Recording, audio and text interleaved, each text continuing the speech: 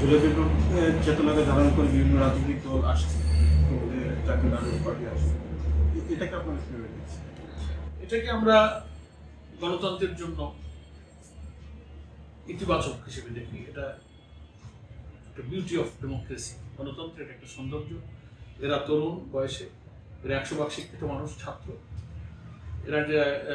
এরা জুলাই অভ্যুত্থানে অসাধারণ ত্যাগ এরা করেছে, এরা নির্যাতিত হয়েছে।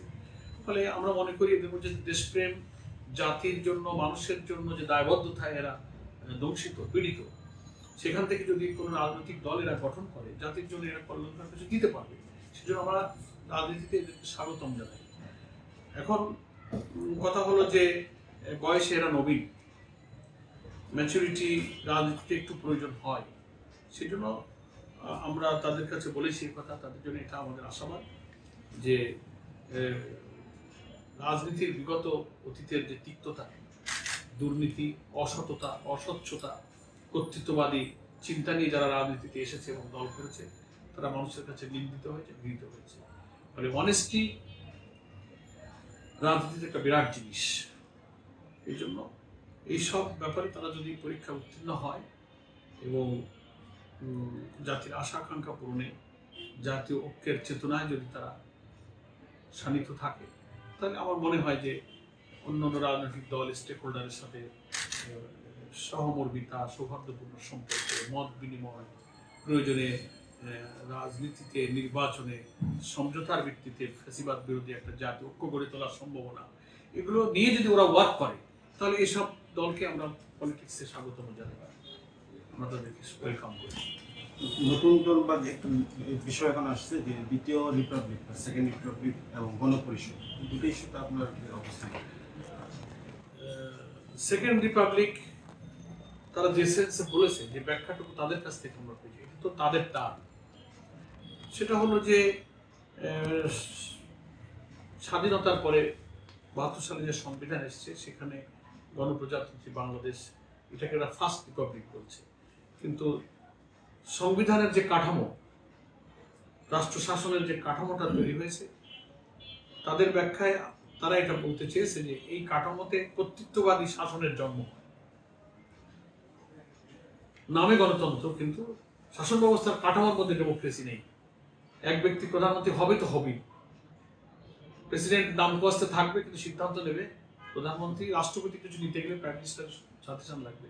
এই কাঠামোতে রাষ্ট্রপতি প্রধানমন্ত্রীর ক্ষমতার কোনো ভারসাম্য নেই।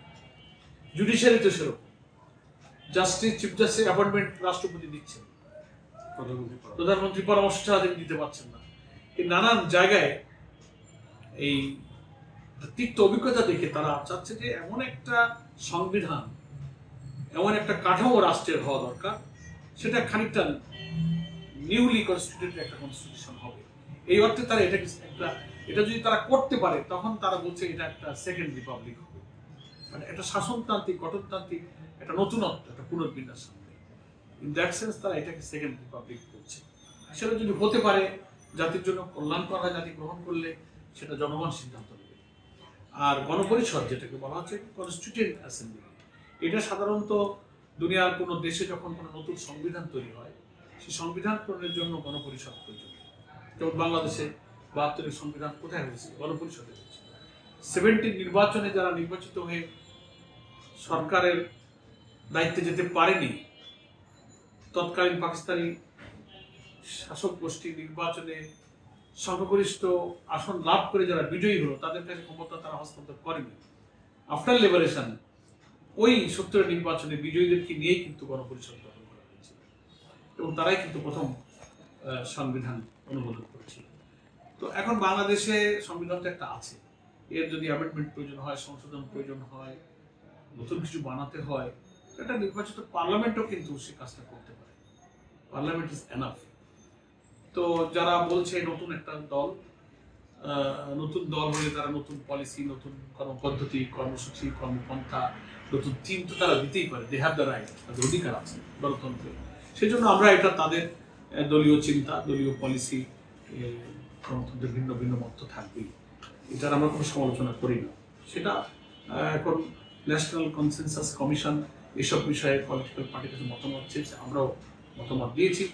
যদি সেই ঐক্যমত্য কমিশন 1-to-1 পার্টির সাথে বসছেন, তারা মতামতের ভিত্তিতে যদি জনগণ একমত হয়ে যায় তো হয়ে যাবে। এটা একটা দলের মতামত আর কি। আমরা গণপরিষদকে এবং সেকেন্ড রিপাবলিক এইভাবেই আমরা দেখি।